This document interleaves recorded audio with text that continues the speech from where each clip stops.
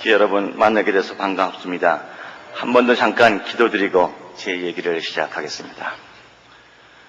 오늘도 아름다운 밤을 저희에게 주시고 이렇게 주님께서 손잡아 이끄셔서 여의도 순복음교회 교회 여러분과 만나게 하신 것을 감사드립니다. 이제 저는 이 자리에서 주님을 만나고 사랑했던 이야기들을 고백하려고 합니다. 주님께서 오늘 이 밤에도 이 자리에 오셔서 저희의 옆자리에 앉아주시고 따스한 손으로 저희의 손을 잡아주시며 아름다운 말씀들을 나눌 수 있도록 도와주시옵소서. 주님의 뜻을 이루시는 시간이 되게 하여 주시기를 우리 주 예수 그리스도의 이름으로 기도합니다. 아멘. 저는 원래 예수를 잘 믿는 가정에서 태어났습니다. 그래서 초등학교에 들어가면서 또 동시에 주일학교도 입학을 하고 주일학교를 마칠 때까지는 아무 문제 없는 착한 학생으로 잘 컸습니다. 근데 이 주일학교를 마치고 중학교에 들어가면서부터 어린 저의 신앙생활에는 조금씩 문제가 생기기 시작했습니다. 우선인 남학생들은 중학교에 들어갈 때쯤 나이가 되면은 목소리가 변하는 변성기가 오기 시작합니다. 변성기가 되면은 높은 소리가 잘 나오지를 않기 때문에 교회 반주에 맞추어서 찬송가 부르기가 아주 어려워집니다. 그래서 남들이 찬송가 부르는 시간에 목소리가 안 나오니까 고개를 푹 숙이고 앉아 있으려니까 예배 시간이 자꾸만 재미가 없어지더라고요. 또 그리고 저는 이제 중학교 1학년 때부터 문학을 하는 선배들을 만나서 문학 공부도 하고 철학 서적들도 읽고 이렇게 하기 시작을 했는데 중학교에 들어가면서 공부를 하면서 이제 이 학교 공부를 해보니까 교회에서 배운 것하고는 너무 다른 것들이 많이 있습니다. 특히 과학적인 것이라든가 또는 역사적인 것이라든가 다른 것이 많이 있는데 누구한테 물어봐도 잘 대답을 안 해주더라고요. 특히 제가 성경을 이제 한번 직접 읽어봐야겠다 해가지고 구약 성경부터 찾아서 읽기 시작을 했는데 점점 마음속에 이상한 생각이 들기 시작했습니다. 이스라엘 백성들이 광야 40년을 방황하다가 이제 가나안 땅으로 들어갈 때가 되는데 하나님께서 그들에게 뭐라고 말씀하시느냐 하면은 너희가 그 땅에 들어가면은 거기 살고 있는 가나안 사람들을 하나도 남기지 말고 인정사정 보지 말고 몽땅 다 죽여버려라 이렇게 명령을 하십니다. 아니 사랑의 하나님이라고 하더니 무슨 이렇게 잔인한 하나님이 있는가? 그리고 이스라엘 사람만 사람이고 가나안 사람은 사람도 아니란 말인가? 그러니까 이 역시 여호와라고 하는 신은 저 이스라엘 사람들이나 믿는 신이지 모든 인류가 믿을 만한 신은 아니다. 그럼 내가 한국 사람이 신을 믿으려면은 한국의 신을 믿을 일이지 뭐 때문에 저 지구 반대쪽에 있는 이스라엘 사람들의 신을 믿어야 하느냐? 이렇게 결론을 내리고서 중학교 3학년 2학기 때부터 결국 교회를 떠나게 됐습니다. 교회를 떠나면서 저는 중3짜리 친구들하고 모여서 막걸리를 사다 놓고 거창하게 기념 파티를 하고 그 후로는 이제 교회에 발을 끊고 문학 공부를 하고 또 학교 공부를 열심히 시작을 하게 되었습니다. 그렇게 해서 이제 고3이 돼서 대학을 들어가야 하는데 워낙 어려서부터 문학이나 철학에 관한 책들을 많이 읽었기 때문에 문과대학 쪽으로 가면은 뭐 배울 만한 게 별로 없을 것 같아요. 그래서 처음부터 이공계로 가려고 생각을 하고 당시에 뭐 상당히 경쟁이 심하다고 하는 서울공대 기계과에 원서를 넣었는데 또 그게 입학시험이라는 게 꼭 예수 믿고 교회 나가는 사람만 붙는 게 아니더라고요. 저는 교회도 안 나갔었는데 아무 문제 없이 척거덕 잘 붙었습니다. 그래서 이제 공대에 들어가서 공부를 하면서도 계속해서 글을 써가지고 대학 2학년 때 21살 때 현대문학이라고 하는 잡지에 김동리 선생님의 추천을 받아가지고 정식 작가로 등단을 하게 되었던 것입니다. 작가가 되어서도 당시에 뭐 글만 써가지고 먹고 살 수가 없는 때였기 때문에 공대를 그대로 졸업을 하고 직장에 들어갔는데 직장에 들어가서도 얼마나 일을 잘했는지 남보다 승진도 더 빨리 하고 해서 저 대우그룹의 대우중고음이라는 회사에 나중에 들어가서 거기에서 영업부장 자리까지 올라가게 되었습니다. 대우에 들어가서도 그 영업부장 역할을 아주 열심히 해가지고 3년 만에 매출액이 10배로 뛰어 올라갔습니다. 그래서 이 대우그룹의 김우중 회장이 당시에 대우중공업을 인수해가지고 아주 중공업 경영에 힘을 쏟고 있을 때였었는데 갑자기 매출액이 10배로 뛰어 올라가니까 아주 기분이 좋아가지고 다니는 곳마다 우리 회사에 이런 사람이 있다고 자랑을 하고 다닐 정도였었습니다. 이제 그렇게 작가로서 또 직장의 간부로서 이렇게 일을 하면서 저는 나름대로 아주 멋진 인생관을 갖기 시작했습니다. 자, 나는 이렇게 나에게 주어진 조건 속에서 열심히 성실하게 그리고 또 멋지게 살다가 나에게 또 마지막이 오면은 나는 어둠 속으로 멋지게 사라져 가리라, 그런 생각을 하고 있었어요. 그러니까 이런 사람은 설사 하나님이라는 분이 계신다고 하더라도 어떻게 해볼 도리가 없습니다. 뭐 어둠 속으로 멋지게 사라져 가겠다는데 어떡할 거예요? 그런데 나중에 보니까 잠언 10장 24절에 이런 말씀이 있더군요. 악인에게는 그 두려워하는 것이 임하느니라 그랬어요. 저는 사실 뭐 멋지게 사라지겠다는 사람이기 때문에 두려워할 것도 별로 없었는데 한 가지가 좀 은근히 캥기는 일이 있었습니다.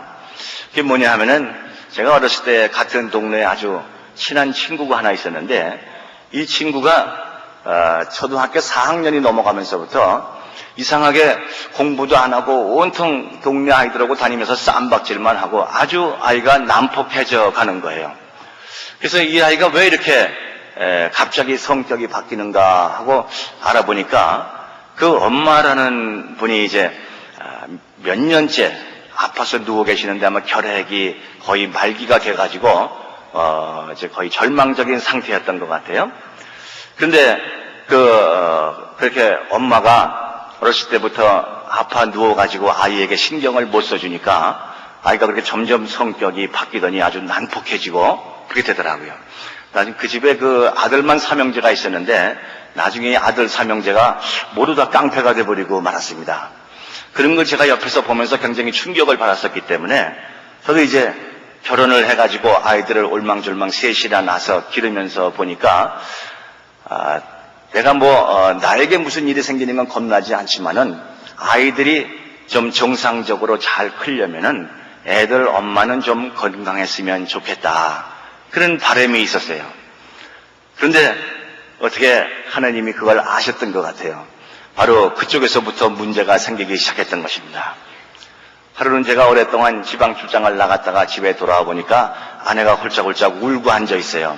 그래서 왜 그러냐고 물어보니까 늘 먹은 게 소화가 잘 안 되고 몸이 안 좋아서 종합검진을 받아봤는데 그 의사 선생님 말씀이 위 내시경 검사를 한번 받아보자고 하시더래요. 그래서 바로 다음 월요일이 이제 결과가 나오는 날인데 아무래도 불길한 예감이 들어서 그렇게 울고 앉아 있는 거래요. 근데 또 이 병원에서는 저한테로 별도로 연락이 왔습니다. 대개 부인이 다음 월요일 날 병원에 나오시는 날인데 보호자분이 좀 같이 왔으면 좋겠습니다 하고 연락이 왔어요. 제 아내가 무슨 어린애도 아닌데 보호자가 같이 오라는 거 보면은 이게 뭔가 낌새가 안 좋다는 얘기죠. 그래서 저도 불안하게 기다리고 있다가 월요일 아침 일찍 아내를 데리고 병원에 갔는데 이제 아내가 진찰을 받은 다음에 의사 선생님이 저를 별도로 좀 보자고 하세요. 그래서 별도로 의사 선생님을 만나 뵈니까 대개 부인이 지금 위암인데 이게 하루라도 빨리 수술을 받는 게 좋겠다고 말씀하시더라고요. 그래서 어떻게 해야 되겠습니까 하니까 수술을 빨리 받으려면 오늘이라도 당장 이 병원에 입원을 시키래요. 그래서 아내에게 얘기를 해야 되는데 당신이 지금 암에 걸렸다고 얘기하기가 아주 어렵더라고요. 그래서 의사 선생님하고 의논을 해가지고 적당히 둘러댔습니다. 당신이 지금 위궤양이 좀 심해졌다고 하는데 이게 아무래도 오래 놔두면 좋지를 않고 빨리 수술을 받는 게 좋겠다고 합니다 하고 둘러댔는데도 아내는 벌써 수술이라는 말만 듣고도 깜짝 놀라가지고 병원 바닥에 털썩 주저앉아가지고 엉엉 우는 거예요. 그래서 이제 당신이 달래가지고 그날 입원을 시켰는데 이제 바로 다음 날 아침 수술을 받기로 결정이 됐습니다. 수술 받기 전날은 환자를 금식을 시키거든요. 그래서 이제 금식을 시켜가지고 그날 저녁부터 아침까지 하룻밤을 아내와 한 병실에서 지내게 됐는데, 제가 아내를 가만히 바라다 보니까 이 사람이 이 위암에 걸린 것이 틀림없이 나 때문에 걸렸구나 하는 생각이 자꾸만 드는 거예요. 왜냐하면 저는 원래 소설을 쓰는 사람이기 때문에 한 번은 이 암 환자를 주인공으로 해서 소설을 쓴 적이 있었습니다. 그런데 그런 소설을 쓰려면 제가 암에 대해서 많이 알아야 되거든요. 그래서 제가 이 암에 대한 책들을 많이 읽었어요. 근데 그 책들에 보면은 암이라는 것이 도대체 왜 생기는지 뭐 지금까지도 잘 모릅니다만은 대개 의사들이나 학자들이 추측하는 걸로는 누구든지 암에 걸릴 소질은 다 있다고 그래요. 그런데 이 암세포가 평소에는 잠복을 하고 있다가 어느 날 굉장히 큰 충격을 받는다든가 또는 심한 스트레스를 계속해서 받게 되면은 그 숨어있던 암이 이제 밖으로 튀어나오는 거라고 그래요. 그런데 그게 사실이라고 한다면 제 아내는 무슨 집에서 밥이나 하고 빨래나 하고 그러는 가정주부가 무슨 그렇게 굉장히 큰 충격이나 심한 스트레스를 받을 일이 전혀 없습니다. 이게 있다면은 순전히 저 때문이었거든요. 저는 원래 중3 때부터 술과 담배를 시작한 사람입니다. 더군다나 회사에서는 영업부장이다 보니까 거의 매일 술을 마시고 늦게 들어왔습니다. 물론 어떤 날은 아주 일찍 들어오는 날도 있기는 있습니다. 새벽에 말씀이죠. 그런데 그런 일이 또 한두 번도 아니고 여러 번 있다 보니까 아무래도 아내가 잔소리를 안 할 수가 없죠. 근데 아내가 잔소리를 하면 저는 평소의 지론이 여자하고 북어는 두들길수록 부드러워진다 하는 지론을 가지고 있어서 그저 잔소리만 시작되면 아무 소리 안 하고 있다가 다짜고짜 실력 행사로 들어갑니다. 이렇게 키가 크고 건장한 사람이 일단 한번 실력 행사를 시작했다고 하면은 그냥 뭐 반쯤 죽는 거예요. 그런데 그런 일이 또 한두 번도 아니고 꽤 여러 번 있었거든요. 그런데 그런 아내가 무슨 굉장한 충격이나 심한 스트레스를 계속 받아서 위암에 걸렸다 하게 되면은 이건 뭐 틀림없이 나 때문에 걸린 게 되는 거예요. 그런 생각을 하니까 좀 겁이 나더라고요. 이게 여자가 한을 품고 죽으면은 온열에도 서리가 내린다고 하는데 이 여자가 나 때문에 암이 걸려서 죽게 되면은 이게 틀림없이 죽어서도 무슨 귀신이 돼서 나와가지고 나를 못 살게 굴 것 같아요. 그래서 제가 슬슬 얘기를 꺼내기 시작했습니다. 여보, 얼마 전에는 이러이러한 일이 있었는데 그때는 내가 좀 심했던 것 같소. 이제 제가 무슨 사과를 하려고 그러는 것이 아니라 한을 품고 죽지 말라고 말씀이죠. 근데 이 사람은 또 아주 죽을 날이 가까워져서 그런지 마음이 꽤 관대해져가지고 그때는 나도 잔소리가 너무 심했나 봐요. 그러면서 아주 용서를 해주는 거예요. 참 분위기는 좋았습니다마는 바로 다음날 아침에 수술을 받아야 하기 때문에 무섭고 두려운 하룻밤을 보냈지요. 이제 아침부터 수술이 시작이 됐는데 수술이 한 4시간쯤 걸린다고 그래요. 저는 이제 수술실 밖에 쭈그리고 앉아서 기다리고 있는데 그 의사들 용어로다가 개복 수술하는 것을 열어본다고 얘기하더라고요. 일단 열어봤다가 상태가 너무 심하면은 도로 닫아버리는 수도 있고 어떤 사람은 또 무리하게 수술을 진행하다가 환자가 죽어서 나오는 수도 있다고 그래요. 이 사람이 지금 저기서 죽어서 나올지도 모르는데 그래도 그동안 나를 위해서 고생을 많이 해준 조광지천데 내가 뭐 이 사람을 위해서 마지막으로 해줄 수 있는 게 없을까 생각을 해봤어요. 근데 제가 할 수 있는 일이 아무것도 없더라고요. 돈도 소용없고 문학이나 철학이 해결을 해주는 것도 아니고 뭐 현대 의학 기술로도 아무것도 안 되는 거예요. 그래서 답답해서 앉아있다가 어렸을 때 교회에 다니던 생각이 났습니다. 하나님은 천지를 창조했다고 그러는데 그런 분이 계신다면은 이게 뭐 문제도 아닐 거 아니냐. 그래서 한번 아내를 위해서 기도라도 한번 해주고 싶은 생각이 들었어요. 그래서 이제 눈을 감고 기도를 하기 시작을 했는데 워낙 오랫동안 교회를 안 다녔기 때문에 기도가 제대로 나올 리가 없습니다. 떠듬거려가면서 아주 이상스러운 기도를 좀 했지요. 하나님이 계신지 안 계신지는 제가 잘 모르겠습니다만은 혹시 계시다면은 이왕이면 좀 계시면 좋겠더라고요. 그래서 혹시 계시다면은 제 아내를 좀 살려주십시오. 아내를 살려주시면 제가 뭐든지 시키는 대로 꾸벅꾸벅 잘 하겠습니다. 그런 식으로 엉터리 같은 기도를 저는 그래도 한참 했다고 생각했는데 눈을 뜨고 시계를 보니까 30초도 안 지났어요. 그러니 이건 4시간을 기다려야 되는데 답답하지 않겠습니까? 그래서 이제 주머니를 주셔서 또 담배를 꺼냈죠. 담배를 피우려고 이렇게 뽑아 들고서 보다가 갑자기 주일학교 때 배운 10계명이 생각나는 거예요. 너 자신을 위하여 우상을 만들지 말라 그랬는데 너는 지금 답답해도 담배, 초조해도 담배, 문제가 생겨도 담배, 계속해서 담배만 찾고 있으니 그 담배가 바로 네 우상이 아니냐, 그런 생각이 드는 거예요. 이건 평소 같으면 그냥 피웠을 텐데, 그래도 지금 저 안에서는 사람이 죽느냐 사느냐 하고 있는 판인데 이게 피우기가 좀 겁이 나더라고요.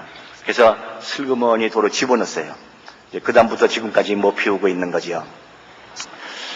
술도 그렇게 해서 그렇게 됐는데 할렐루야. 제 아내가 입원하고 있던 병실 건너편에 어떤 아주머니 한 분이 교통사고를 당해가지고 식물인간이 돼서 누워 계셨어요. 그런데 그분의 남편도 어떤 큰 회사의 중역이라고 하는데 이분이 밤 12시쯤만 되면 술이 잔뜩 취해가지고 병원에 찾아와서 그 의식도 없는 부인을 붙잡고 막 엉엉 우는 거예요. 그러면 덩치 큰 남자가 그렇게 울고 있는 꼴악선을 제가 옆에서 이렇게 보니까 야, 나도 이렇게 계속 술을 마시다가 아내가 암으로 죽어버리게 되면은 맨날 저렇게 술 먹고 질질 짜면 어떡하나 이런 생각이 들어가지고 담배도 끊기로 했으니까 술도 한번 끊어봐 하고서 그때부터 끊었는데 지금까지 계속되고 있습니다. 이제 어쨌든 그래서 4시간 만에 수술이 끝나가지고 의사 선생님이 나오셨어요. 그래서 얼른 쫓아가서 여쭤봤습니다. 선생님 어떻게 됐습니까? 하고 여쭤보니까 네, 수술은 잘 됐는데요. 그러세요. 저는 이 소설을 쓰는 사람이기 때문에 그 말꼬리가 좀 이상한 걸 눈치를 챘습니다. 잘 됐으면 잘 됐지 잘 됐는데요. 그러는 게 이상하잖아요. 그래서 얼른 생각난 것이 그 암이라는 것은 그 임파선을 타고 온몸으로 전이가 되기 때문에 수술을 받더라도 또 10중 8구는 재발이 된다는 겁니다. 그리고 이제 재발되면 그 다음에는 재수술도 못 받고 끝장나는 거예요. 그래서 얼른 다시 여쭤봤죠. 그 선생님 재발될 확률이 얼마나 됩니까? 하고 여쭤보니까 한 50%쯤 되지요. 그러세요. 지금 생각해보면 그 50%라는 답변이 아주 정확한 답변입니다. 이게 재발이 되느냐 안 되느냐 반반이거든요. 근데 저는 또 그 50이라는 숫자가 아주 커 보여가지고 금방 또 재발해서 죽을 것만 같아요. 그래서 그 좀 확률을 줄일 무슨 방법이 없겠습니까? 하고 여쭤보니까 뭐 항암 치료라도 좀 받아보시죠. 그러세요. 그게 이제 항암제라는 주사를 맞으라는 얘기인데 그 주사를 맞으면은 열이 막 40도 이상 올라가고 두통이 심해지고 환자가 구토를 하고 해서 너무 고통스러워가지고 머리카락이 다 빠진다고 그러잖아요. 요즘도 이 오살리 기도원에 가보면 머리카락 많이 빠지신 분들이 많이 보이더라고요. 그래서 그거를 맞으라는 거예요. 그래서 얼마나 맞아야 됩니까? 했더니 한 2달 맞아 보셔야죠. 또 그러세요. 이게 부작용이 너무 심해서 몸이 약한 여자는 다니면서 맞기가 어렵고 아주 병원에 입원을 한 채로 2달을 맞으려는 거예요. 이제 하섭씨도 이제 아내에게 그걸 얘기를 해야 되는데 아내는 지금 열흘쯤 있으면 퇴원하는 줄 알고 있었거든요. 그래서 좀 아내가 이렇게 안정되길 기다려가지고 제가 아내에게 또 얘기를 했습니다. 여보, 그 의사 선생님 말씀을 들어보니까 수술은 아주 잘 됐다고 그러는데 그게 재수가 없으면은 꿰맨 자리가 도로 틀어지는 수도 있고 곱는 수도 있다고 그러는데 그런 걸 예방하려면 항암제라는 주사를 맞으면 참 좋다고 합니다 하고 둘러댔어요. 이 사람이 또 가만히 들어보더니 아니 내가 암 환자도 아닌데 뭐 때문에 항암제를 맞느냐고 또 벌쩍 뛰는 거예요. 아무리 설명을 해도 안 되니까 할 수 없이 또 평소 실력을 발휘를 했지요. 남편이 한번 하려면 했지 뭘 그렇게 말이 많아 하고서 소리를 빽 지르니까 하겠다고 그러더라고요. 그래서 그 주사를 맞기 시작했는데 과연 그 주사를 맞고 첫날 부작용이 나타나는 거 보니까 대단해요. 밤새도록 이 환자가 그냥 괴로워가지고 침대에서 뒹굴뒹굴 뒹구는데 이게 차라리 내가 아프거나 내가 죽는 게 낫지 그런 사람을 옆에서 돌보는 건 정말 못해 먹겠더라고요. 그래서 이거 앞으로 2달을 내가 어떻게 견디나 하는 생각이 들었어요. 이게 저는 이제 아침에는 출근을 해야 되기 때문에 낮에는 장모님이 병원에 와서 계셨는데 제가 이제 저녁에 퇴근을 하면은 장모님은 또 저희 아이들을 돌봐줘야 되기 때문에 집으로 가시고 저는 저녁부터 아침까지 병실을 지키는데 그 항암제 주사가 낮에 그 주사를 맞아 놓으면은 저녁 때부터 슬슬 부작용이 시작돼가지고 밤새도록 가다가 새벽까지 가는 거예요. 그러니까 꼼짝없이 제가 당번하는 동안에 걸리게 돼 있어요. 그래서 야, 이게 2달을 어떻게 보낼까 하다가 집에서 소설책을 좀 갖다 놓고 읽어봤어요. 근데 워낙 상황이 그러니까 소설책이 눈에도 안 들어오더라고요. 그래서 이게 내가 잘 나가다가 어쩌다가 그만 이 꼴이 됐는가. 이게 혹시 그 어렸을 때 교회를 나가다가 안 나가가지고 내가 지금 천벌을 받는 게 아닌가. 그런 생각도 들고, 아니, 그 정말 하나님이 정말 있기는 있는 거야. 그런 생각이 들면서 하나님이 정말 있는지 없는지 한번 따져보고 싶은 생각이 들었어요. 그런데 하나님이 있는지 없는지 따져보려면은 방법은 이 성경을 읽는 수밖에 없거든요. 그래서 성경을 한번 읽어보고 싶은 생각이 들었어요. 그래서 이 신구약 성경을 이제 병원에 갖다 놓고 읽기 시작을 하는데, 저는 처음에 평소에 책 읽을 때처럼 빨간 연필을 들고 줄을 치면서 읽으려고 그랬어요. 그러다가 가만히 있자. 이게 내가 지금 나이 40이 다 돼가지고 정말 하나님이 있느냐 없느냐 따져보려고 성경을 읽기 시작하는데, 빨간 줄을 치면서 읽다가 혹시 빨간 줄 안 친 쪽에 중요한 게 있으면은 그만 놓칠 것 같아요. 그래서 이거 어떡할까 하다가 밖에 나가서 두툼한 노트를 한 권 사가지고 들어왔어요. 그래가지고 성경을 처음부터 노트에다 적어가기 시작하는 거예요. 적을 뿐만 아니라 학생들이 노트 정리하듯이 전부 정리를 해가면서 읽기 시작을 하는데, 그렇게 해가지고 노트 정리를 하면서 창세기부터 요한계시록까지 성경을 읽는데 1년 반이 걸렸던 것입니다. 그런데 그렇게 처음 성경을 읽기 시작을 할 때 하나님께서 저에게 성경 읽는 방법을 가르쳐 주시기 위해서 몇 가지 준비를 하셨던 것 같아요. 그 중에 하나가 뭐냐 하면요, 병원에서 이제 아내 항암 치료를 받는 동안 간호를 하면서 병원에서 직장으로 출근을 하는데, 그 당시에 저희 대우중공업의 영업부가 이 건너편에 기계공업회관 건물에 들어 있었어요. 그 이제 제 아내가 들어있던 병원은 지금 강북 삼성병원이라고 되어 있는 고려병원이었었는데, 그 신문로에서 이제 그 병원에서 나와가지고 광화문 쪽으로 걸어 나와야 버스를 탈 수가 있어요. 그 신문로에서 광화문 쪽으로 걸어가는데 그 양쪽으로 큰 빌딩들이 눈에 보이는 거예요. 그런데 갑자기 어떤 책에서 읽은 대목이 생각이 났습니다. 지금 그 미국에 있는 엠파이어 스테이트 빌딩이 너무 오래돼가지고 시멘트가 삭아서 그 시멘트 사이에서 기렁이가 기어나오고 있다는 거예요.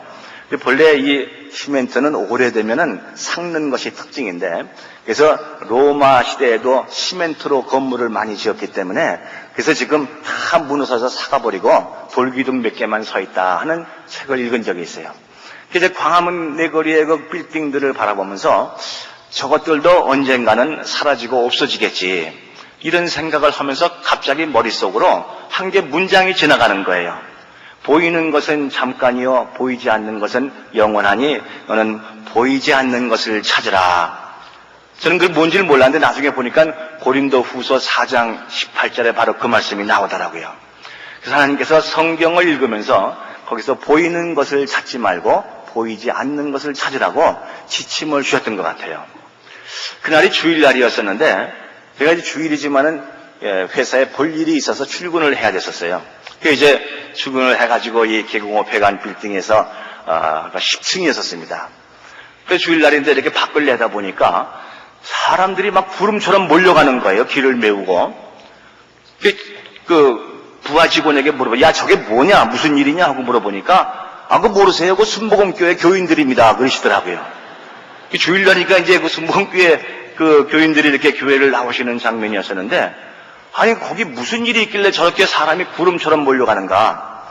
저도 마침 아내 때문에 한참 고민을 하고 있을 때였었기 때문에 또 어렸을 때 교회 나가던 생각도 나고 해서, 그래서 이제 나도 한번 그럼 순복음교회를 가볼까 하고서는 빌딩에서 내려와 가지고 길을 건너서 어슬렁어슬렁 사람들이 막 모여 있는데 이 앞으로 걸어왔습니다. 사람이 너무 많기 때문에 이게 막 그 입구로 들어오는데 이 안내 완장을 붙이신 분들이 신문지를 말아서 들고서 막 때리더라고요. 할렐루야 할렐루야 하면서 막 때려요. 그러면 피해가면서 이 안으로 들어왔어요. 근데 이미 좌석은 다 찼고 사람들 뒤에 가득히 서 있는데 저도 뒷자리에 서서 이제 예배를 드렸습니다. 그때 조영기 목사님께서 설교를 하시는데 제가 그 설교 말씀을 들으면서 깜짝 놀랐어요. 그때 무슨 내용이 있었냐 하면은 예수님이 이제 십자가에 달리시고 이제 그 후에 예수님의 제자들이 디베리아 바닷가에서 밤에 고기잡이를 하고 있는데 예수님이 바닷가에 나타나신 거예요. 그래서 모독불을 피워놓고서 그래서 이제 제자들을 기다리고 계셨는데 거기서 베드로에게 네가 나를 사랑하느냐 하고 3번 질문하시는 대목이 나와요. 저도 그 정도는 대충 알고 있었기 때문에 뭐 그런 얘기로구만 하고 듣고 있었는데 제가 놀랐던 것은 뭐냐 하면은 조 목사님께서 그걸 설명을 하시는데 그때 베드로는 가야바의 집들에서 예수님을 3번 부인한 것 때문에 굉장히 마음이 아픈 그런 상처가 있었다는 얘기죠.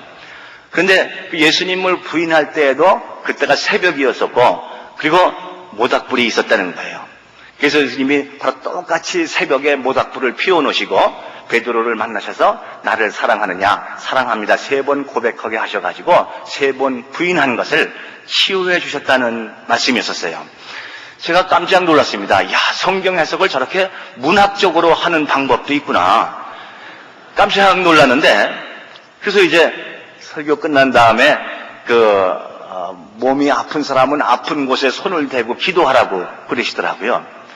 저는 뭐 아픈 곳이 없는데 야, 이거 집사람이 같이 왔으면 좋았을 뻔했네.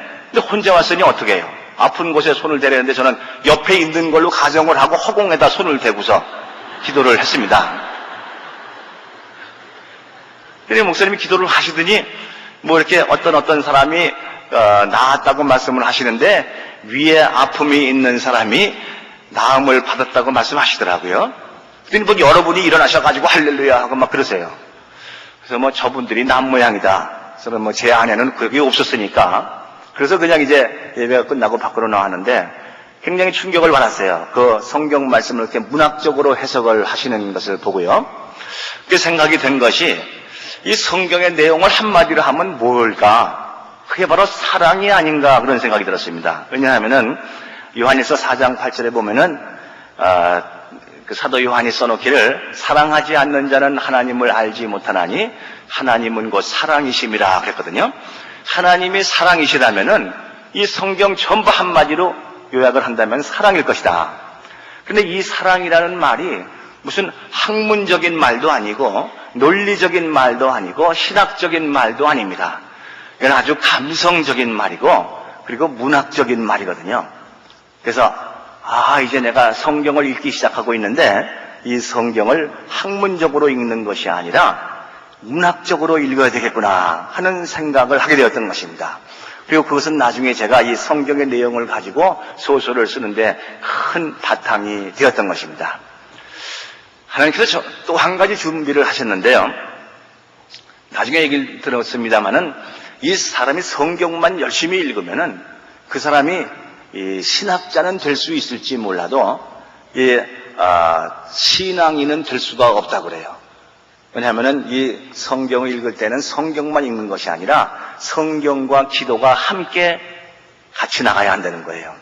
근데 저는 성경은 어떻게 대학 나온 실력으로 이렇게 뜯어 읽을 수 있을지 몰라도 기도라고는 아까 말씀드린 대로 이게 30초도 못하는 사람이거든요. 근데 하나님께서 저에게 또 기도하는 방법을 가르쳐 주셨던 거예요. 제가 어렸을 때 나가던 그 교회는 부흥회를 얼마 앞두고 있으면 전 교인이 돌아가면서 연속 기도라는 것을 시작을 해요.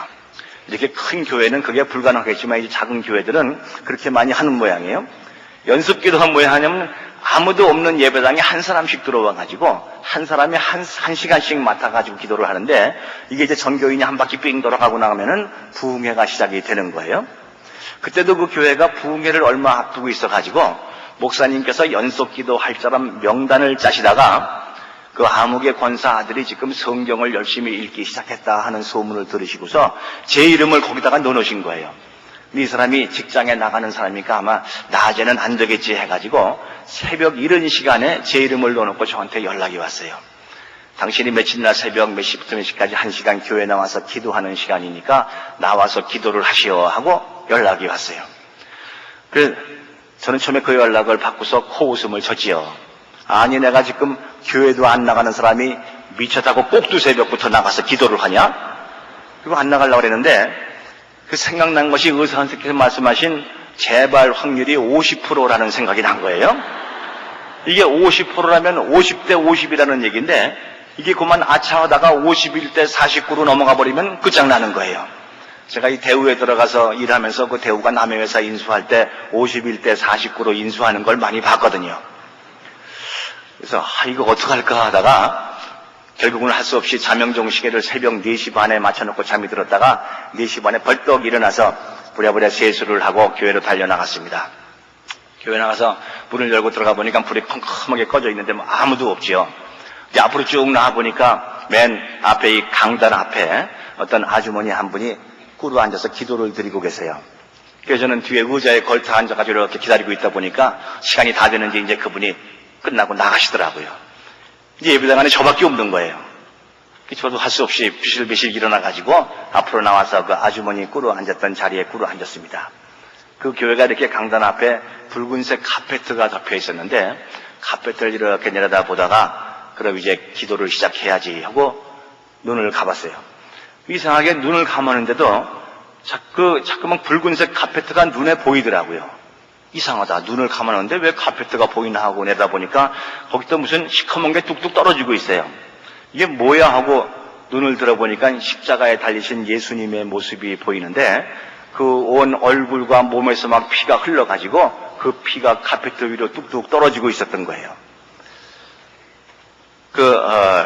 저는 사실 본래 예수라는 분에 대해서 참 인상이 별로 좋지를 않았었습니다. 옛날에는. 왜냐하면은 이 예수라는 분이 말이죠. 너무 독선적인 것 같았어요. 세상에는 자기 말고도 훌륭한 인물들이 많이 있었는데 꼭 뭐 자기만 길이요 진리요 생명이라고 그리고 또 이분이 아주 독선적인 거 아주 또 결벽증이 좀 심한 것 같더라고요. 뭐 마음으로만 이렇게 나쁜 생각을 해도 그게 죄 짓는 거라 그리고 툭 하면은 무슨 손모가지를 잘라버리라고 그러지를 않나, 뭐 누나를 빼버리라고 그러지를 않나. 야, 이 예수라는 분은 아주 고상한 분인가는 몰라도 우리 같은 천한 인생들하고는 아무 관계도 없는 분이다. 이렇게 멀리 거리를 띄워놓고 생각하고 있었어요. 근데 그날 십자가에 달리신 예수님의 모습을 보니까 확 얼굴을 찡그리고 아파서 신음하는 그런 모습이었었어요. 그런 모습을 보니까 뭔가 좀 이렇게 얘기가 통할 것 같은 생각이 들었습니다. 왜냐하면은 나도 지금 어떻게 암 걸린 아내 좀 곤쳐보겠다고 꼭두새벽부터 나와서 이렇게 성승맞게 쭈그리고 앉아있고 자기도 저렇게 아프다고 찡그리고 신음하는 걸 보니까 자기나 나나 뭐 별달릴 게 없구만, 그런 생각이 들면서 뭔가 이게 얘기가 통할 것 같아가지고 얘기라도 한번 해봐야지 하면서 입을 열기 시작했는데 이게 어떻게 막 얘기는커녕 막 눈물이 쏟아지고 콧물이 쏟아지고 막 엉망진창이 막 돼버렸어요. 그러면서도 뭔가 한참 동안 얘기를 하기는 했는데 얼마나 오래 얘기를 했냐 하면은 1시간이 훨씬 지나가지고 제 다음 차례에 오신 분이 저 때문에 한참 기다려야 됐을 정도로 얘기를 오래 했어요. 그날 새벽에 그렇게 이상한 체험을 한 다음부터 야, 이거 새벽에 교회 나와서 기도한다는 게 이게 뭔가 이거 있긴 있나 보구나, 이런 생각이 들기 시작했어요. 그러면서 또 무슨 생각이 드냐 하면은 어떤 사람들은 뭐 집에 우환이 생겼다고 새벽 기도를 나간다 그러던데, 아니 그럼 나도 지금 집에 우환이 생긴 사람 아니야? 그럼 나도 새벽 기도를 나가야 되는 건가? 그리고 자꾸만 또 그 50대 50이 생각나가지고 이거 어떡할까 하다 결국은 새벽 기도를 한번 나와봤어요. 새벽 기도를 나왔더니 그 새벽 기도는 또 본당이 아니고 주일학교 예배실에서 별도로 드리던데 가서 보니까 목사님께서 성경 한 장을 설명을 해주신 다음에는 또 각자 기도하라고 기도하는 시간이 되는데 이게 막 주위의 모든 사람들이 얼마나 큰 소리로 떠들면서 기도를 하는지 가뜩이나 기도할 줄 모르는 사람이 헷갈려가지고 도무지 제 기도가 안 되는 거예요. 꼭 또 어떤 아주머니 한 분이 제 옆자리에 바짝 붙어 앉아가지고 기도를 하시는데 큰 소리로 막 하시는데 그 아주머니 기도하시는데 이렇게 신경 쓰다 보면은 제 기도는 하나도 못하고 그냥 오는 거예요. 그래서 며칠 동안 그냥 그렇게 공을 치고 다녔어요. 그러다가 아니 나도 지금 사정이 다급한 사람인데 이거 뭐 남의 기도 듣다가 내 기도는 하나도 못하고 안 되겠더라고요. 그래서 하루는 좀 마음을 단단히 먹고 나왔는데 또 성경 시간 끝나고 기도 시간 되니까 옆에 아주머니 막 또 시작하시더라고요. 그래서 저도 이왕 마음을 단단히 먹고 나왔기 때문에 큰 소리로 막 된 소리 안 된 소리 막 떠들어대기 시작했어요. 제가 한참 떠들다니까 옆에 아주머니 은근히 죽더라고요. 그래서 저는 또 막 떠들던 참이라 이게 브레이크가 안 잡혀가지고 계속 큰 소리로 떠들면서 기도를 했는데, 그러면서 이상한 느낌이 좀 들어요. 제 목소리가 아니고 무슨 다른 소리가 귓가에서 앵앵 울리는 것 같아요. 어떤 사람들 얘기를 들어보면 뭐 기도하다가 응답을 받았다느니 무슨 음성을 들었다느니 그러는데, 이게 혹시 그런 현상이 아닐까 싶어가지고 계속 큰 소리로 기도를 했는데 뭐 아무 응답도 못 받았어요. 근데 어쨌든 그렇게 큰 소리로 기도를 하니까 일단 속은 후련해지더라고요. 그리고 또 구약 성경에는 급할 때는 부르짖어서 기도하라고 그랬으니까 이왕 시작한 김에 계속 떠들면서 해보자 해가지고 그다음부터 이제 통성기도 시간만 되면 막 큰 소리로 부르짖어 가면서 기도를 했어요. 그래서 기도를 전혀 할 줄 모르던 사람이 1시간이 넘게 할 줄도 알게 됐고 큰 소리로 부르짖어서 할 줄도 알게 됐어요. 이제 지금 생각해보면은 그때 하나님께서 나에게 기도하는 방법을 가르쳐 주셨구나 그런 생각이 드는 거예요. 그래서 이제 새벽 기도에 재미를 붙여가지고 계속 나가기 시작을 하는데, 제가 하나님께 그때 2가지를 약속드린 게 있어요. 하나는 하나님, 제가 이제 그걸 알았으면 그렇게 안 했을 텐데, 다른 사람들 얘기를 들어보니까 그렇게 우환이 있어가지고 새벽 기도를 나가시는 분들이 무슨 40일 작정기도, 100일 작정기도 뭐 그렇게 많이 하시더라고요. 저는 그때 그걸 몰랐기 때문에 그건 미련스럽게 어떻게 했냐면은, 하나님 제 아내를 살려주시면은 제가 평생토록 새벽 기도 나오겠습니다. 그렇게 약속을 해버렸어요. 지금도 꼼짝 못하고 나가고 있습니다. 또 하나는 뭘 약속을 드렸는지 하면은, 하나님 제가 지금 하나님이 정말 계신지 안 계신지 한번 따져보려고 이 성경을 읽고 있는데, 틀림없이 읽다가 보면은 제가 중학교 3학년 때 걸렸던 것처럼 많은 의문에 부딪히게 될 겁니다. 그럴 때 제가 이걸 누구한테 물어볼 때도 없고, 여기서 의문이 나오면 제가 하나님께 직접 질문을 할 테니까 하나님께서 정말 살아계신다면은 저에게 직접 답변을 해주십시오. 만일 답변을 안 해주시면은 저는 그때부터 성경책 덮어버리고 이제 끝장낼랍니다. 우선 아주 일방적으로 공갈 비슷하게 이렇게 이제 막 약속을 드려놓고, 그래서 이제 성경을 쭉 읽기 시작을 하는데, 그러면서 이 성경에서 이제 이해하기 어려운 일이나 또는 마음에 안 드는 대목이 나와가지고 하나님께 질문을 하면은 이상하게 그때 막 답변을 해주시더라고요. 우리가 하나님께 기도를 드릴 때 우리가 뭘 해달라고 요구하는 것은 응답이 늦을 때도 있어요. 꼭 필요할 때 주시니까 어떤 때는 한 달, 6개월, 저는 뭐 6년 만에 응답받은 일도 있는데요. 이상하게 성경에서 모르는 것이 있어서 질문을 하면은 그때 막 즉시 응답을 해주시더라고요. 질문이 끝나고 나서 목사님 설교 시간에 답이 나올 때도 있고, 성경의 다른 부분을 읽다가 답이 나올 때도 있고, 여러 가지 방법으로 답을 가르쳐 주시는데 아마 그러신 것 같아요. 모르는 거 질문하는데 늦게 가르쳐 주면은 하나님만 손해 아니에요. 그래서 빨리빨리 가르쳐 주시는 것 같아요.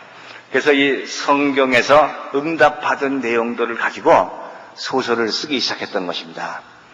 그래서 이제 처음 쓴 소설이 땅끝에서 오다라는 소설인데, 이게 한국일보에 1년 동안 연재가 돼가지고 많은 분들이 그 소설을 읽고 예수를 안 믿던 사람이 예수 믿고 교회를 나가게 됐다는 소식들이 막 들어오더라고요. 그래서 제가 아주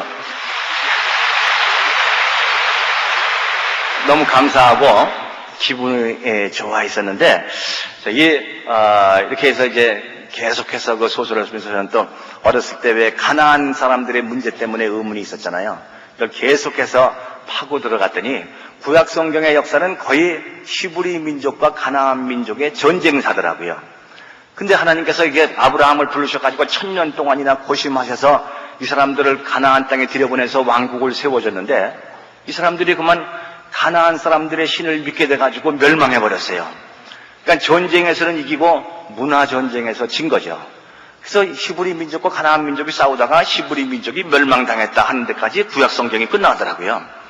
그래서 이게 가나안의 문제가 굉장히 중요하구나. 그래서 이 가나안 사람들의 문화를 집중적으로 파고 들어가지고 그 내용을 가지고 많은 소설을 쓰기 시작했고, 이제 이러한 그 문화에 대해서 관심을 가지고 계속 글을 쓰고 이제 발표를 하다가 보니까 제가 이제 오늘날 한세대학교에 가서 기독교와 문화라는 과목을 강의를 하게 되었던 것입니다.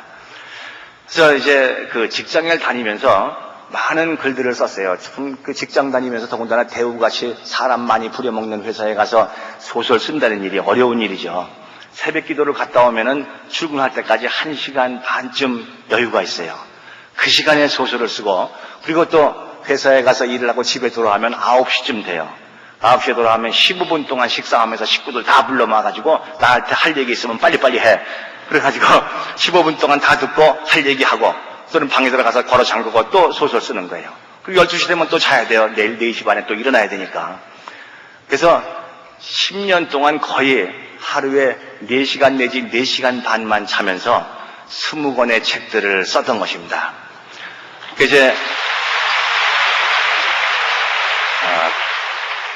그렇게 해서 소설을 발표하다 보니까 뭐 덕분에 유명해지기도 했고, 아주 뭐 기독교계에서는 많이 알려져 가지고 시장에 가서 물건을 못 살 지경이에요. 왜냐하면 물건값 좀 깎으려고 하면은 벌써 물건 파시는 분이 저를 알아보시고서 김성일 장로님 아니세요? 뭐 이럴 정도니까. 그래서 참 유명해지기도 하고 이렇게 다니면서 간증도 하고 막 그렇게 됐었는데, 이제 그렇게 하면서 저는 한번 MBC 텔레비전에 한번 출연을 한 적이 있었어요. 암에 걸렸다가 회복된 사람의 그 얘기를 듣고 싶다고 저하고 저 아내하고 제 아내하고 좀 좌담회 시간에 나와달래요. 텔레비전에서 20분 좌담회 시간에 나가 좌담회를 하는데, 저희는 그때 이게 전도하기 좋은 찬스라고 생각을 했지요. 그 대기업이 몇 초 선전하는데도 돈을 몇 억씩 막 쓰는데, 아니 우리는 20분이나 이거 공짜로 생겼는데 이거 전도하기 좋은 시간 아니에요. 그래가지고 이제 사회자가 뭐 물어보기만 하면은 막 그냥 예수 믿으면은 하여간 낫는다고 뭐 이렇게 간증을 하고 그랬는데, 그때 이제 제 아내가 위암이라고 진단했었던 고려병원의 이상종 박사님이 같이 출연을 하셨어요. 그 차트를 전부 가지고 나오셨는데, 이제 그분에게 사회자가 물어보시더라고요. 지금 저렇게 건강해 보이는데 앞으로 어떻겠습니까? 하고 여쭤보니까, 되게 암 수술을 받고서 되게 1년, 3년, 5년이 고비라고 하는데, 그 당시 이제 7년이 넘어섰습니다. 이분은 이제 7년이 훨씬 넘었기 때문에 앞으로는 안심하고 사셔도 되겠습니다 하고 말씀하시더라고요. 그래서 이제 그런 50대 50에 대한 걱정은 이제 덜게 되었는데, 저는 이게 이제 너무 감사해가지고 매사에 막 하나님 뜻대로만 살겠다고, 그래서 이제 성경대로 살기라는 책이 이제 그때 썼던 거죠. 그래서 이제 열심히 신앙생활을 하고 있는데, 한번 이제 하나님이 또 저에게 어려운 문제를 주셨어요. 그래가지고 이제 점점 이제 고난이 그걸로 끝이는 거 아니고 계속해서 이제 고난이 계속됐는데, 어쨌든 그렇게 많은 책을 쓰면서 지금까지 이제 44권의 책을 썼습니다. 그러니까 최근에 쓴 책이 바로 에녹행전이라는 소설입니다. 제가 이제 그동안 한 20년 이렇게 신앙생활을 하다가 보니까 성경의 많은 인물 가운데 특히 에녹에 대해서 관심이 생겼어요. 창세기 5장에 나오는 인물이죠. 창세기 5장 24절에 보면 에녹이 하나님과 동행하다가 하나님이 그를 데려가셨기 때문에 이 세상에 있지 아니하였더라, 이런 기사가 나오는데, 우리 예수 믿는 사람들이 모두 부러워하는 그 사람이 바로 이 에녹입니다. 왜냐하면 에녹이 하나님과 동행하다가 하나님이 데려가셨다고 그러니까 말씀이죠. 그래서 도대체 에녹이 어떤 사람이길래 하나님과 동행하고 하나님이 데려가시게 됐을까? 그래서 이 에녹을 주인공으로 소설을 쓰려고 하는데, 에녹에 대한 기사가 너무 없더라고요. 창세기 5장 24절에 딱 그 한 말씀 뿐이고, 그 다음에 히브리서 11장 5절 6절에 아까 목사님께서 읽어주신 바로 그가 옮기기 전에 하나님을 기쁘시게 하는 자라는 증거를 얻었고, 그리고 어떻게 하면 하나님을 기쁘시게 하는가? 믿음이 없이는 하나님을 기쁘시게 못하나니 바로 그가 계신 것과 자기를 찾는 이들에게 상 주시는 분이심을 잊지 말아야 할 것이라고 되어 있습니다. 그래서 이제 유다서 1장 14절에 하나님께서 경건하지 않은 자들을 심판하러 오신다는 얘기가 짤막하게 나와요. 그래서 에녹에 대한 기사는 요 몇 줄뿐입니다. 이제 그래서 이 에녹에 대해서 계속 홍수 이전에 여러 가지 상황들을 파악을 하면서 결국 2권짜리 장편 소설을 써내었던 것입니다.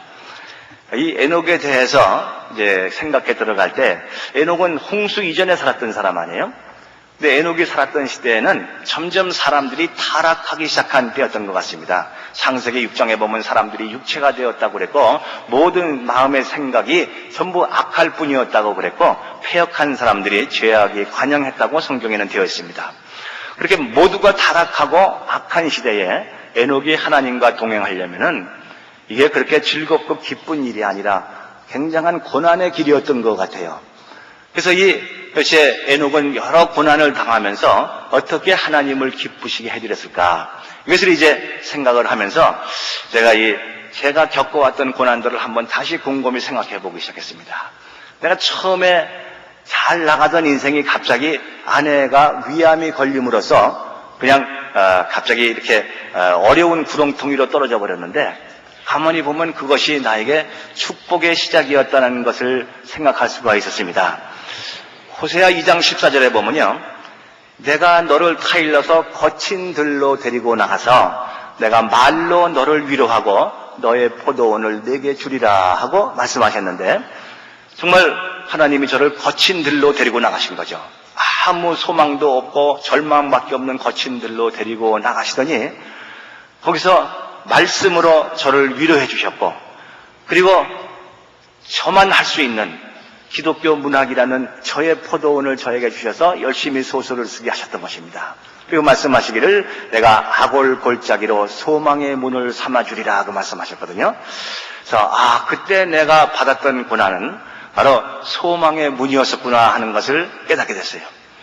그러면은 그런 어려운 환난을 당하고서 주님을 만나고 주님 앞으로 돌아왔으면은 그 다음에는 좋은 일만 계속되어야 하는데, 그래도 계속 고난은 있더라고요. 제가 예수를 믿은 다음부터 회사에서 점점 미움을 받기 시작을 해가지고, 제가 나중에 이제 대우 빌딩으로 들어가서 그래서 이제 영업부장을 일을 하고 있었는데, 어느 날 갑자기 인천 공장으로 발령이 나버렸습니다. 그러면 일도 열심히 했는데 맨날 다니면서 신우회 만들어가지고 예배나 보러 다니고 맨날 그러니까 회사에서 안 되겠다 해가지고 그냥 인천 공장으로 발령을 내버린 거예요. 인천 공장에 가서 보니까 할 만한 일도 별로 없고, 기분 나쁘면 알아서 그만두라는 얘기인데, 당장 그만두면 또 제가 먹고 살 방법이 없으니까 그냥 꾸벅꾸벅 인천에 출근하면서 일을 하고 있었어요.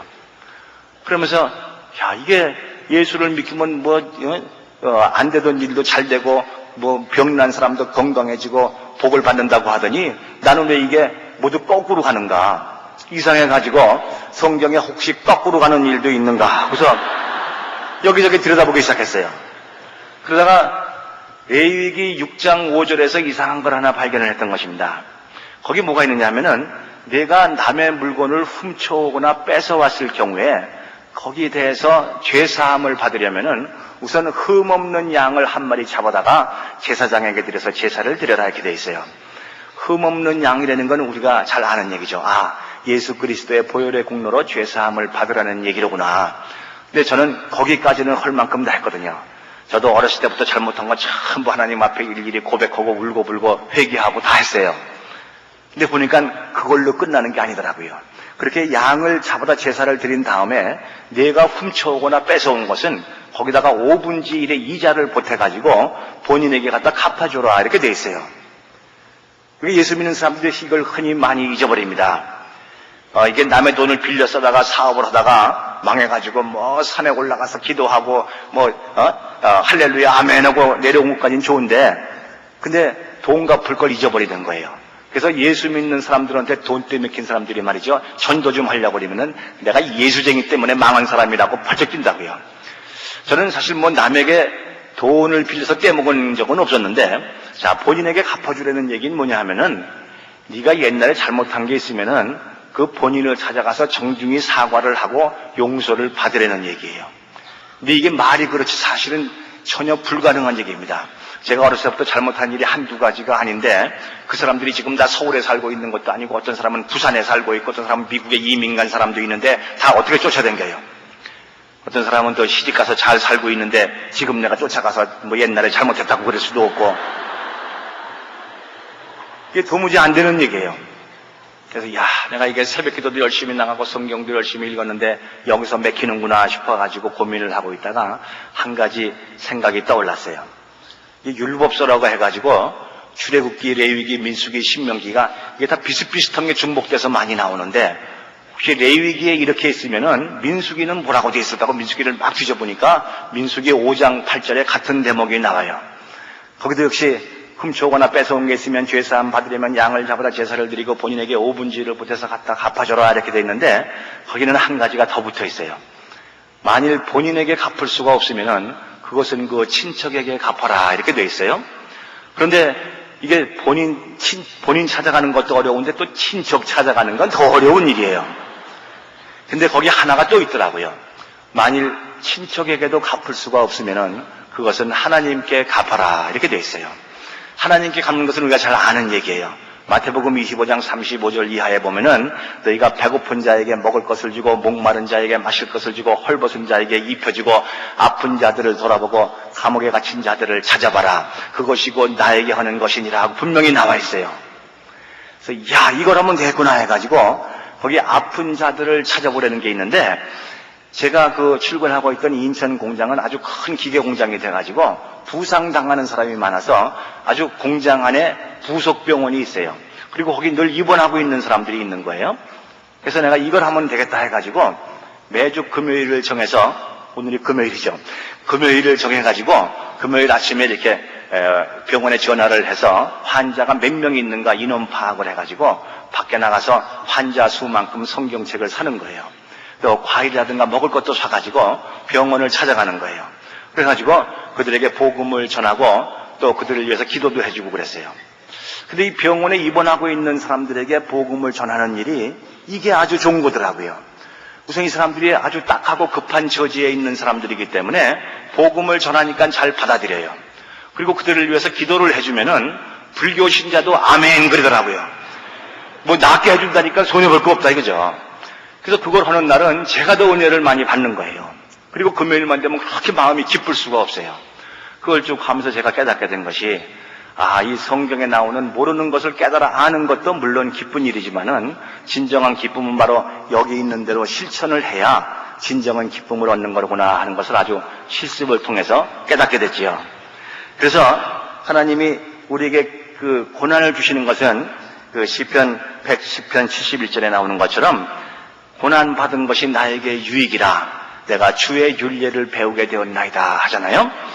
그래서 고난을 받았기 때문에 제가 그것을 깨닫게 되었던 것이죠.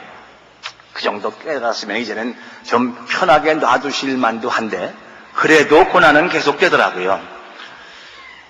제 첫 아이가 딸인데 이 딸아이가 아주 공부를 잘했어요. 늘 전교 1등을 했기 때문에 대학에 가는 건 제가 걱정도 안 했어요. 너무 실력이 좋았기 때문에 제가 사람은 겸손해야 돼. 그리고 이제 자기 성적보다 훨씬 더 낮추어 가지고 연세대학교 불문학과에 이제 원서를 넣어놓고 시험을 봤어요. 근데 발표하는 날 좀 떨리는 거예요. 근데 집에 전화를 걸어보니까 집사람도 떨어져서 못 가봤대. 저보고 가보래요. 그래서 제가 차를 운전해가지고 연세대학교를 갔어요. 방이 붙어 있는데 가서 불문학과 명단에 보니까 딸 수험 번호가 없는 거예요. 깜짝 놀라가지고 제 이지망 혹시 있나 보니까 거기도 없어요. 떨어진 거예요. 이거 운전을 하면서 회사로 돌아오는데 떨려서 운전이 안 되는 거예요. 그럴 줄 몰랐거든요. 이거 어떡하나 하다가 저녁에 퇴근해가지고 집에 들어가 보니까 온 식구가 딸아이하고 앉아서 엉엉 울고 앉아 있어요. 근데 저도 거기서 눈물이 나오는데 그래도 범사에 감사하라는 말이 생각이 나가지고 예배 드리자. 성경 찬송가 가지고 와.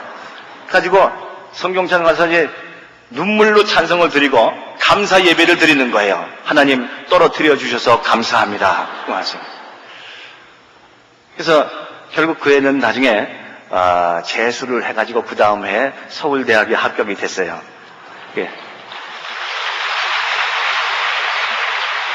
지금은 이제 학교를 졸업하고 요 길 건너편에 있는 MBC 텔레비전 제가 출연했던 그 방송이죠. MBC 텔레비전에서 지금 예능국에서 조연출로 일을 하고 있습니다. 그래서 하나님이 왜 그때 먼저 지원한 대학을 떨어뜨려 주셨을까? 그러다가 이제 제가 이사야서 30장 20절을 보게 됐습니다. 하나님께서 우리에게 환난의 떡과 고생의 물을 주시는 것은 우리를 바른 길로 인도하려 하심이라.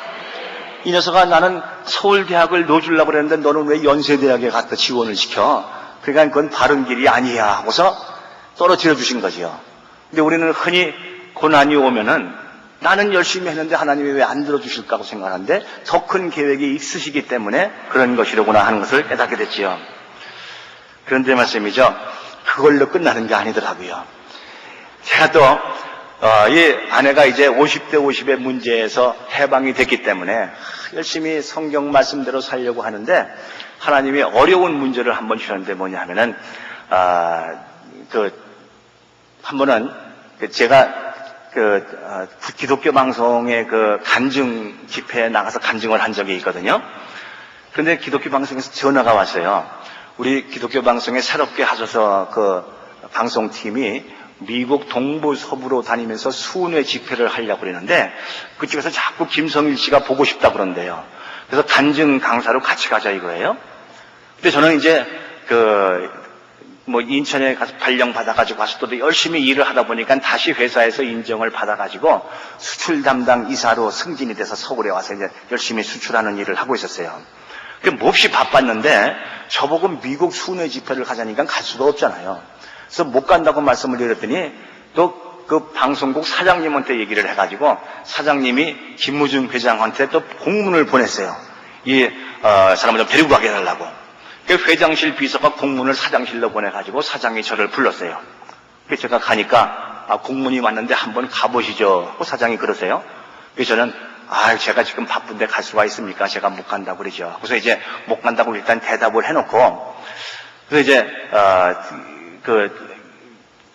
방송국에도 연락했더니 못 간다고 그랬어요. 그리고서 그다음에 이제 집으로 퇴근을 하는데 방송을 이렇게 라디오를 돌리다가 기독교 방송을 들었는데 거기서 어떤 목사님이 설교 말씀을 하시는데 요나에 대한 얘기를 하시더라고요.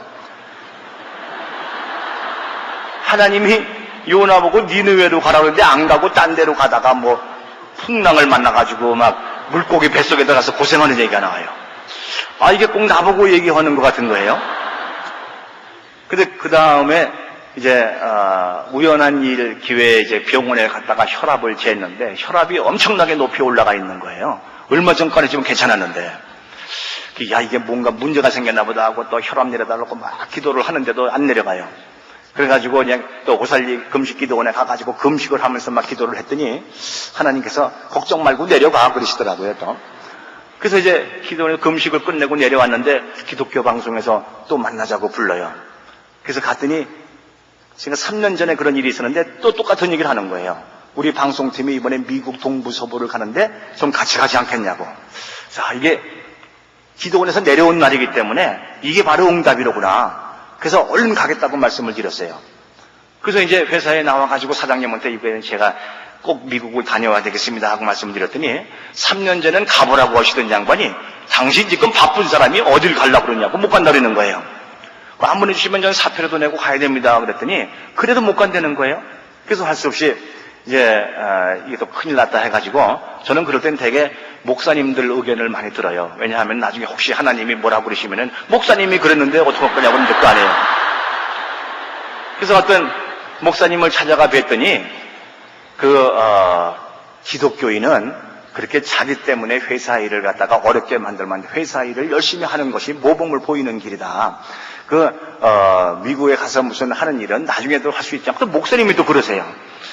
그래 또 목사님이 그러시니까 할 수 없이 또 못 간다고 연락을 했는데 그래서는 얼마 안 있다가 건강에 문제가 생긴 거예요. 막 걸음을 걷는데 막 걷지를 못해가지고 주저앉았어요. 가슴이 아파가지고. 그 서울대학병원에 그 심장 전문으로 유명하신 분을 찾아가 진찰을 받았는데 협심증이 되는 거예요. 심장으로 들어가는 그 세 개의 관상동맥 중에서 하나가 막혀가지고 이게 이제 심장에 들어가는 피가 부족하게 되면은 그 심장의 근육이 썩기 시작하고 그렇게 해서 심근경색이 되고 심장마비가 돼서 죽게 된다는 거예요. 그리고 북한에 있는 김일성도 바로 그래서 죽었거든요. 근데 이게 이름이 비슷해서 그런지 또 그래서 어떻게 해야 됩니까? 했더니, 이게 막힌 부분이 너무 길어가지고 어떻게 해볼 도리가 없다는 거예요. 그래서 한번 핵사진을 찍어서 정밀 검사를 해보자고 하시는데, 이제 핵사진 예약을 해놓고서 그동안 열심히 기도를 하고, 그래서 이제 핵사진을 찍으러 갔는데, 사진 찍기 전에 이게 트레드밀 위에 올라가서 뛰는 게 있거든요. 뛰는 검사를 하는데, 전에 할 때는 1분도 못 해가지고 가슴이 아파서 주저앉았는데, 안 만져도 괜찮은 거예요. 나중에 사진을 찍어보니까 아무런 이상도 없다고 나왔어요. 그래가지고 아니 왜 하나님이 멀쩡한 사람을 갑자기 고혈압, 심장 무슨 협심증 해가지고 우리 고생을 시키셨는가 했는데, 바로 이제 그 일이 끝난 다음에 제가 교회에서 장로로 비택이 됐어요. 그래서 이제 제가 또 이게 무슨 일일까 하고 생각을 해봤더니, 바로 이제 그 베드로전서 1장 7절에 보면은 너의 믿음의 시련이 불로 연단을 하여도 없어질 금보다 더 맞으면 귀한 그런 믿음을 주기 위해서 연단을 하는 것이라고, 예수 그리스도 나타나실 때에 칭찬과 영광과 존귀를 얻게 하심이라 하는 대목이 나오더라고요. 그래서 이게 믿음의 연단을 위해서 앞으로 장로 되려면 너 이대로는 안 돼 해가지고 훈련시키느라고 이런 고생을 시켰구나 하는 걸 깨닫게 됐는데, 그 후에도 이제 그 장로가 된 다음에 교회에서 교회학교 교장이라는 직책을 맡았는데, 이걸 하다 보니까 이제 직장 생활하면서 소설 쓰면서 간증 집회 다니면서 뭐 아무것도 안 되는 게 너무 하는 일이 많아가지고, 그래서 뭔가 하나 포기를 해야 돼요. 그래서 아내하고 의논을 해가지고 결국은 직장 생활을 그만하기로 결정을 했지요. 이제 회사에 사표를 내는데, 이게 또 국민일보에 김성일이가 회사 그만뒀다 하는 게 신문에 나가지고, 그래가지고 이제 뭐 각 지방에서 와달라고, 그리고 이제 또 미국, 유럽에서 막 연락이 오는 거예요. 이제는 올 수 있지 않냐 이거죠. 어떤 분은 또 제가 직장 그만두게 해달라고 6년 전부터 기도했대요. 또. 그래서 이제 제가 미국에 결국 가가지고 거기서 미국의 동부 서부로 다니면서 23개 도시를 다니면서 집회를 했어요. 하나님은 또 한번 보내려고 하던 사람은 꼭 또 요나처럼 또 붙잡아서 또 보내고 마시더라고요. 이제 그러면서도 역시 고난은 끊임없이 또 계속이 되더라고요. 하여튼 이 고난의 문제 때문에 어떤 분은 이 고난이라는 그 주제를 가지고 신학 박사 학위 논문을 쓰신 분도 있다 그래요. 자, 미국의 집회를 갔다가 이제 거기 목사님이 이제 저를 데리고서 디즈니랜드를 이제 구경시킨다고 하셨어요. 디즈니랜드에 구경을 가서 보니까요, 거기 이제 땡볕 아래 그냥 엄마 아빠하고 애들이 너무 줄을 서서 기다려요. 한 시간을 기다리면은 겨우 이제 불 안으로 들어가는데, 거기서 들어가서 이제 차를 타고 들어가면은 뭐 유령도 나오고 맹수도 나오고 무슨 강도도 나오고 무시무시한 것들이 많이 나와요. 그래서 거기 일단 들어갔다가 5분이면 나오거든요. 롤러코스터가 나오면 또 땡볕에서 한 시간을 기다려요. 그러다가 또 그다음에 괜찮을 만하면 또 들어가는 거예요. 그럼 들어가면 애들이 무섭다고 막 야단을 하는데, 이제 엄마 아빠하고 같이 가니까 괜찮지요. 그걸 쭉 보면서 제가 하나님이 왜 우리를 이 세상에 보내셨는가를 생각을 하게 됐어요. 이 엄마 아빠들이 극성스러워가지고 애들을 저렇게 그냥 뜨거운 땡볕에 기다리게 하고 그거 보여주고 싶어서 말씀이죠. 한 번은 제가 어린이 대공원 뒤에 미술관에서 고구려라는 전시회를, 고구려 벽화 전시회를 한 적이 있었는데, 제 딸이 이제 그림 공부를 했기 때문에 걔를 보여주려고 한번 간 적이 있었어요. 근데 뭐 길이 막혀가지고 한참을 걸려서 들어갔는데, 엄마 아빠들이 4살, 5살밖에 안 된 애들을 끌고 다니면서, 야, 광개토 대왕이 말이야, 어쩌고, 뭐 장수왕이 어쩌고 하는데 애들은 관심도 없죠. 그때는 우리나라 부모들이 그렇게 극성해요. 애들 가르치는 데는. 그걸 보면서 제가, 하나님도 결국 우리의 어버이신데 결국 자식 가르치는데 극성스러운 분이 아니신가, 그런 생각이 들었어요. 우리를 왜 이 세상에 보냈을까? 너 가서 천국에 없는 것 좀 보고 와. 그래서 보내신 것이 아닌가, 이런 생각이 들었어요. 그래서 이제 어린아이들을 데리고 디즈니랜드에 간 부모들이 땡볕에 기다려가지고 또 들어가고 하듯이, 우리를 이 세상에 보내서 많은 고난을 당하게 하시는 것은, 뭐 고난은 천국에 없는 거야. 그러니까 거기 있을 때 실컷 보고 와야지. 그러면서 그냥 또 거기 들어가서 무섭다고 소리 지르면은 내가 있으니까 괜찮잖아. 그래서 또 나와서 괜찮을 만하면 또 기다렸다가 또 집어넣으시고 또 집어넣으시고 다 보고 오라고 말씀이죠. 그러는 것이 아닌가. 그래서 바로 우리에게 이렇게 여러 가지 고난을 구경시키시는 것은 천국에 없는 것을 거기서 다 보고 오라고. 그래서 아이들 교육에 이렇게 극성스러우신 아버지 하나님께서 우리를 그렇게 고난 속에 넣어주시는 것이 아닌가, 그런 생각이 들었어요. 근데 이 고난뿐만이 아니고 결국 가난이라는 것도 그렇더라고요. 우리가 이 세상에 살면 참 좀 이왕이면 열심히 일해가지고 떵떵거리고 잘 살면은 남들 보기에도 야, 예수 믿는 사람은 잘 사네. 그러면 얼마나 전도도 잘 되고 좋겠어요. 근데 그렇게 안 해주시더라고요. 사람들이 흔히 저보고 베스트셀러 작가라고 그러는데, 저처럼 40권의 책을 써가지고 베스트셀러가 됐으면은 지금 좀 이 교회에다가 멋있는 전원주택을 지어놓고 이렇게 개량 한복을 입고 앉아서 말씀이죠. 이렇게 소설이나 쓰고 그렇게 할 줄도 알고 있어요.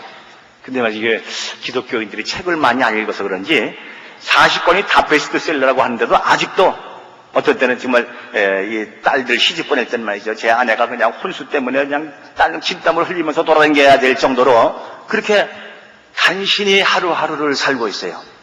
아니, 어떤 사람은 베스트셀러 작가라고 정말 그렇게 개량 한복 입고 별장에서 소설 쓰는데 난 왜 이렇게 겨우겨우 살게 해주시는가. 근데 가난도 말씀이죠, 천국에 없는 거 아니에요. 한 번은요, 저하고 친한 분이 갑자기 점심을 사겠다고 연락이 왔어요. 근데 그분이 점심 한 번 사면 아주 거창하게 사시는 분이에요. 그래서 저는 아침부터 굶었어요. 점심 먹으려고.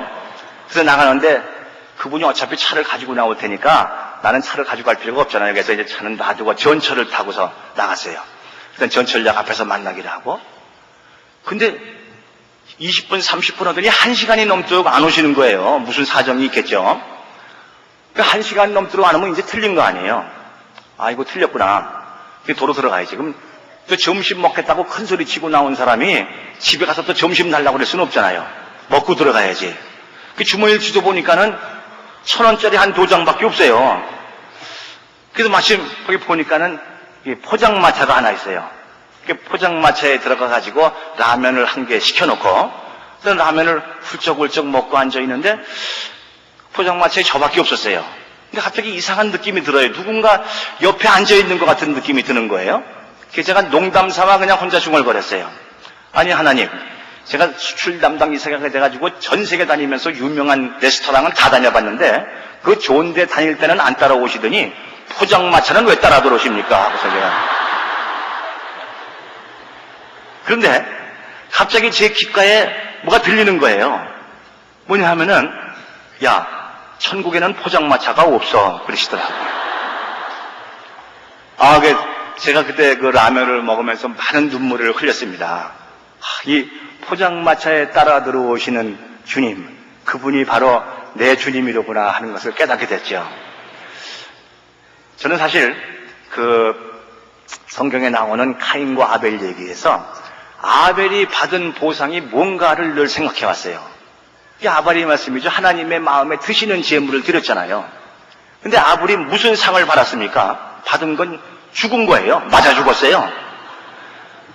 그 도대체 하나님 마음에 드시는 제물 드리고 맞아 죽었으니 이게 아벨이 받은 상은 뭔가? 그걸 몰랐는데 창세기 15장 1절에 보니까 하나님이 아브라함에게 나타나셨을 때 나는 너의 방패여 너의 큰 상급인이라고 말씀하세요. 하나님이 우리에게 주시는 상급은 황금 덩어리나 돈이나 부귀영화가 아니고 하나님 그분 자신을 우리에게 주신다는 거예요. 그래서 독생자를 이 세상에 보내셔서 우리에게 주셨잖아요. 그래서 우리가 받는 상급은 다른 것이 아니고 하나님 자신을 우리에게 주신다는 건데, 그래서 이 에녹이 당시에 그 어려운 시대에 하나님과 동행하면서 그 하나님과 고생하면서 결국 무슨 기쁜 그 마음으로 다녔을까 생각을 해봤어요. 바로 하나님이 나를 너에게 주겠다고 하는 그 약속 때문에, 그래서 그 에녹이 그렇게 기쁨으로 하나님을 따라다닌 것이 아닌가. 그런데 그 하나님이요, 참으로 우리는 전지전능하신 하나님이라고 늘 하나님께 뭘 해달라고 그러지만은 하나님은 참으로 어떤 때 보면 불쌍하신 하나님이더라고요. 하나님이여 우리를 이 세상에 태어나게 하실 때에 하나님의 자녀이기 때문에 모든 걸 다 주고 싶으셔가지고 그 중에서도 특히 주고 싶으셨던 게 자유예요. 여러분, 하나님은요 자유가 없으신 분이에요. 뭐든지 하실 수 있지만은 성경에 보면요 하나님이 불의를 하지 못하신다고 그래요. 하나님이 나쁜 짓을 못하시죠. 하나님이기 때문에. 하나님은 거짓말도 못하세요. 히브리서 6장 18절에 보면은 하나님은 하나님이기 때문에 할 수 없는 일이 많으세요. 그런데 나는 하나님이니까 이렇게 살지만은 너는 그래도 하나님은 아니지 않느냐. 하나님이 귀여운 아담과 하와를 지어 놓으시고서 완전한 자유를 주신 거예요. 선악과를 먹을 자유까지 주셨어요. 먹으면 안 되는 걸 아시면서도. 그래서 이 아담과 하와가 결국은 선악과 먹을 거를 알고 계셨죠. 이놈들이 호기심 때문에 틀림없이 먹을 거야. 근데 왜 놔두셨는가? 네가 먹어도 걱정 마. 내가 책임질게. 결국 독생자를 너한테 보내줄 테니까. 이미 사람을 창조할 때부터 하나님의 고민과 슬픔은 시작이 되었던 것입니다. 그런데도 아무도 하나님을 알아주는 사람이 없고 하나님을 이해해주는 사람이 없어요. 그러니 하나님은 얼마나 불쌍하신 분입니까? 오늘날 저희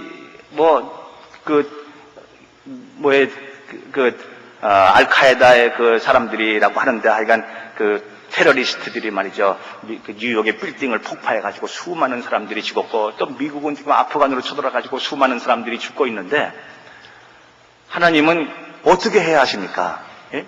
미국에서 빌딩에서 죽은 사람들도 하나님의 자녀고 아프간에서 불쌍하게 죽어가고 있는 어린아이들도 다 하나님의 자녀인데 하나님은 어쩔 줄을 모르시는 거예요. 이건 내가 어떻게 해야 되느냐?